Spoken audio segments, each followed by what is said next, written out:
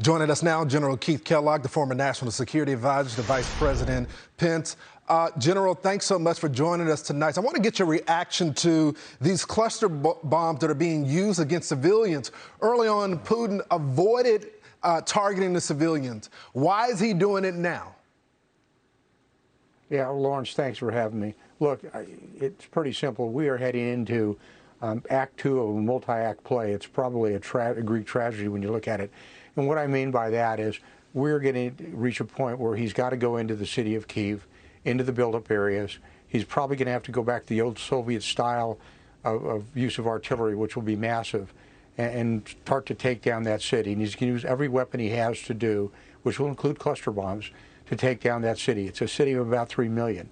You know, and I think then Americans and the rest of the world are going to take a big pause, because they're going to look at a city that has been around for 2,000 years and is the seat of government of Ukraine, and they try to decapitate the government, meaning take it out, bring a new government in. And the question is going to be, okay, are we going to continue to let this happen as a world body? I understand a UN no-fly zone. I've got it. It takes all 30 members to agree to have a no-fly zone. We don't want to do that because of Article 5. But maybe we ought to go to the UN and say, why don't we have a UN no-fly zone? Get the whole world postured together to go against what the Russians are currently doing in Ukraine. You know, I'm looking at this two ways. You look at President Zelensky. He's asking for more sanctions, which are happening. He's also asking for a no-fly zone, which is an immediate way to reduce the kinetic fight happening right now. And we're honoring one, but we're really not honoring the second. And we need to take a hard look at that and what we're going to do going forward, because you just mentioned it.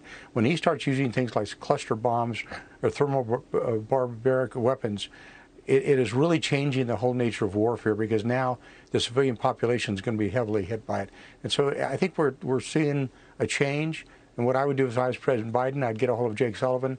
I'd say, go take a bunch of people, go over to the EOB, the Executive Office Building next to the West Wing in the White House, go up to the 5th floor, feed them a cold pizza and warm beer, and come up with a bunch of solutions. Because right now we're kind of beating our chest. This looks really good. We're all together. It all sounds good. But it's going to start breaking apart when you see the civilian casualties that are probably going to occur in the next week or so. General, when Zelensky, the president of Ukraine, speaks, I listen closely. He said something earlier that I want to get your reaction to. He said that he was thankful thus far for the assistance that he's gotten from our country. But he also said that if the Biden administration had acted sooner, America would have acted sooner, there would not have been a war. Do you agree with that? 100%. Lawrence, it's so true. I don't know why we as a nation, and the rest of the allies as well, when they started building up their forces, and they built them up well before Christmas, when they were building 30,000, 40,000, 60,000, 70,000. Look, Putin does not bluff. When he said he was coming into Ukraine, he's going to go into Ukraine, and we should have been building up armaments back then. We didn't. We waited. And part of the reason we said is because we believed if we did it was going to be escalatory. Well, now we're too late. But if we had been reacting, let's say 6 weeks ago, we could have, in fact, let's have an example.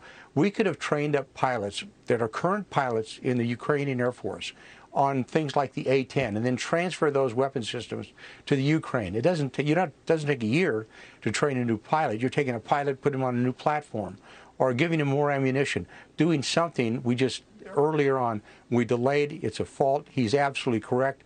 I wish we had done that, but now we have to go forward from where we're at and see where we're going to. General, I got to run, but if you could give me a 20-second response to this. There seems to be some back and forth between the president of Ukraine and the administration. The administration is saying that they're sending weapons. The Ukrainians are still requesting for more weapons. What is the truth, and what is that discrepancy? Yeah. Well, the truth is, we just, you take as much as you can get. You know, years ago when I was in combat, I put as much ammunition on my body as I could possibly carry. I didn't need so much as the food, but I wanted ammo. So he keeps saying I need more ammo, and he's correct. Give more ammo, more munitions. That is correct, because you need every round you've got. So what he's saying is true. I just wish we had done it earlier. General, thanks so much. We always appreciate your insight. Hey, Sean Hannity here. Hey, click here to subscribe to Fox News YouTube page and catch our hottest interviews and most compelling analysis. You will not get it anywhere else.